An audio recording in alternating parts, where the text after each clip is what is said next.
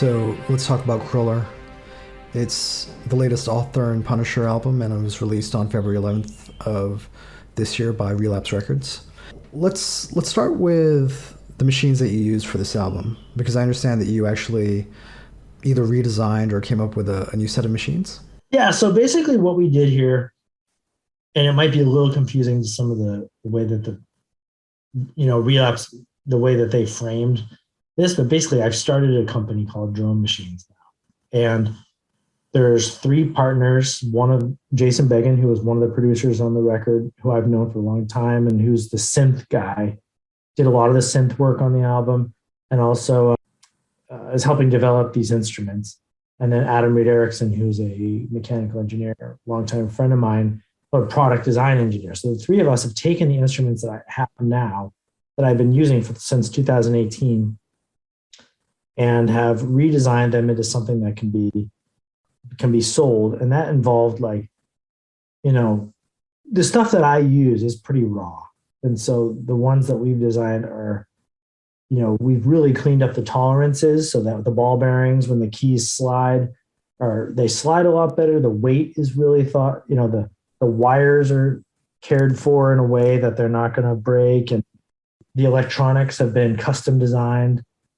The outputs will be like CV gate for modular synth setups, USB-C, so we're updating the USB protocol. And so when I say like new machines, they're all new, but they're basically the same machines, but completely redesigned into products. And people will be able to buy them eventually, but I'll be using them first to sort of test them out. But we just have prototypes, so I've been using these prototypes that we've been building throughout the whole process of writing the album. But I'm trying not to show anybody them yet, because I want to show them the finished products, So when we say new machines, it's not necessarily that you redesigned your previous rig. It's just that these are literally made from new materials. But the previous designs? Oh yeah. These are completely new machines, but they're based on I have one that's these.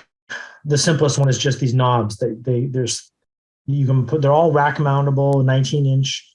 And you've probably seen pictures where I have this set up in front of me that's there's three layers, and there's aluminum side panels where I can put all three of the machines, because we're making three different machines to start. I mean, this is just to get the ball rolling.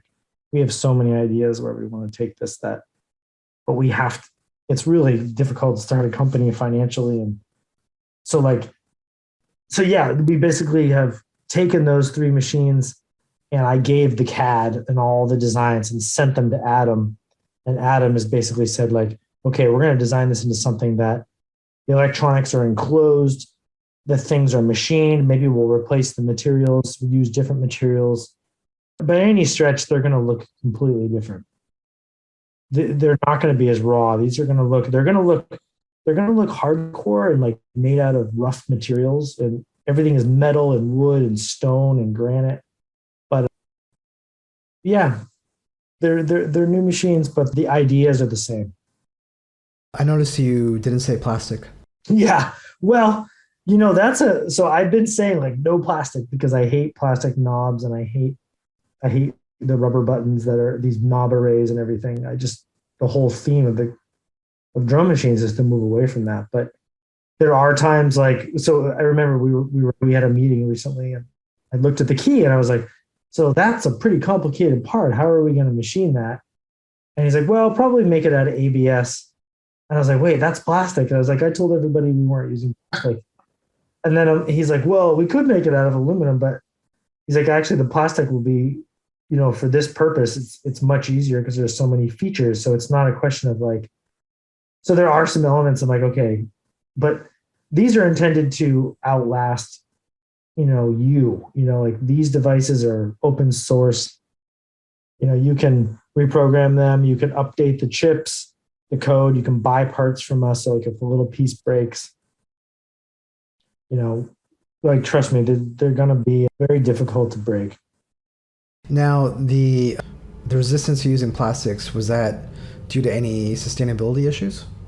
Well, that's a great point. I mean, so, if you're looking at carbon footprint, this is something we need to look into, but in some ways, using plastic could be more sustainable than using something like aluminum, because aluminum needs to be mined. Yes, aluminum can come from recycled products, but so there's a carbon footprint for each piece that needs to be looked into. There's also practices of like, where do we get things manufactured?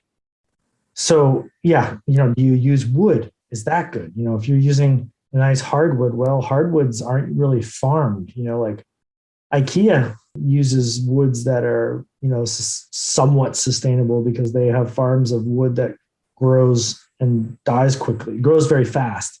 So they can designate a spot to grow their wood that they use in their particle board and stuff.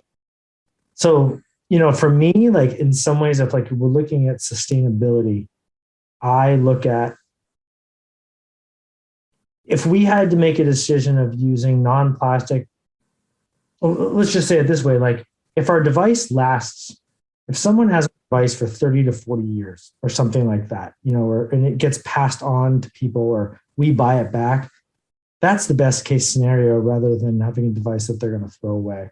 And yeah, if that involves some plastic, there's a lot of old Moog synthesizers that have lasted forever. That's good. So people aren't buying more of them. They stay in the market. But anyway. Let's talk about the music for the album. When did you start writing Cruller, and what were your intentions? Well, I would say, getting back from, I had 4 shows left on this tour in March. I think it was like March 16th or something. And they canceled the show after the show in Portland, and I drove straight home. They canceled the next 4 shows. So sitting home, I got back, absorbed all that. Everybody freaked out for a couple months and, well, freaked out for a long time. But I went into my studio and... I'm still freaking out, dude. We're still freaking out. Yeah, still freaking out. We should be freaking out. But I would say we're a little more used to it.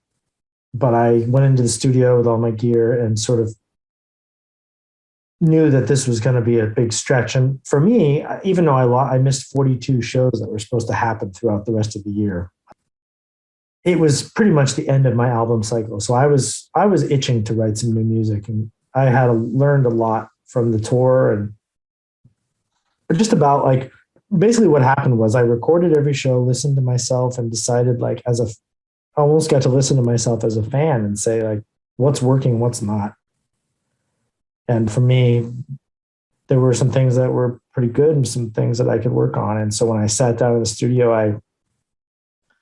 I just immediately wanted this really, I'm not going to say simple, but I wanted to have these like big chords, and I wanted to find these kind of brown note fifths and things that I could play that were satisfying in just this sort of way, that weren't abrasive and like angst filled. I wanted the album to not be a cynical thing. There's so much negativity in the summer about coming from the right wing America. And I just wanted to be hopeful and not just say, fuck it all. We're doomed musicians. We're just life is terrible. And I wanted to kind of find these happy moments that had humanity in them. Was this the summer of 2020? Yeah. Yeah. So I 2020, and then I started writing, and I would say I probably had the sketches for most songs done by October, November. But then like Centurion was a track that I did with Justin Chancellor. That one didn't really develop. And I had the basic drum beat program for it, because that was one of the ones I programmed on the album. Pretty much the only one other than Blacksmith. The first half of Blacksmith is played, I wrote it playing it, but then Jason wrote the second half. But yeah, Centurion was early 2021. It sort of came together later, but yeah, most of the sketches were done. And then I wrote a lot of the vocal melodies, after I got the sketches written down or recorded, I would listen to them and then come up with the vocal melodies, just kind of walking around at work and going on hikes and stuff like that. When you talk about listening to your old material and listening to recordings and figuring out what works and what doesn't work for you, how would you compare Crueler to your previous releases? What is it about this album that you think works better than, let's say, your last album or your last two albums? Well, Beastland, I can't really think of, obviously there's some production stuff that, basically in general, when I was on tour before the last three releases, you're squeezing these like, I had enough time to write the songs, but you're squeezing, you got like, okay, you're off tour, you got 3 months to do this, and looking back now, I should have really just been like, hey, I'm going to take off a year. I don't want to tour for a year. I'm going to do this album for a year, but you get opportunities, you want to stay relevant, you disappear. And so this sort of clash of like what you think you need to be doing and what you should be doing. So I think some of the,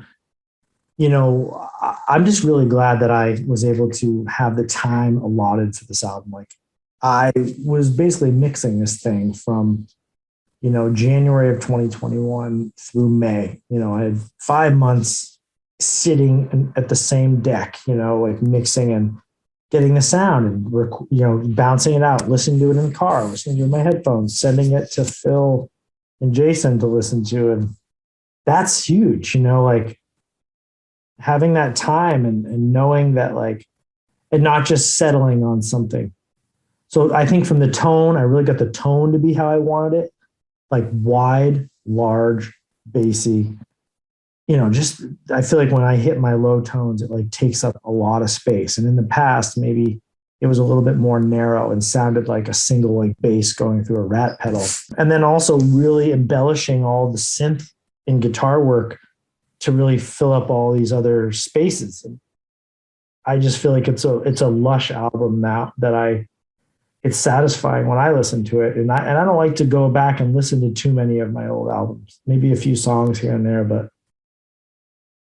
this one feels more satisfying. So when you say simpler in terms of the performance, the instrumentation, do you also mean simpler in terms of the arrangements? Yeah, maybe simpler in some of the arrangements, like chord patterns, and like I was using the pitch controllers a lot more on previous albums, and kind of making the whole riff, the actual pitch controller, like using the throttle to play all the riffs. And I think because this album I've taken some of the load off myself and put it onto a guitar player to do the mid and high melodies. I can just sort of hold down the fort with the low stuff, like hitting these chords and just cycling through them, and then a simple change, because my focus is on my vocals now. That was the biggest takeaway from the Tool trip and listening to myself, is like, need to make the vocals, that's what I wanted to hear more. I wanted to hear the vocals blended better. I wanted to hear more melody and less screaming. I'm not saying that was wrong in the past for me to have done it, just where I am, where my headspace is right now, I wanted to hear that.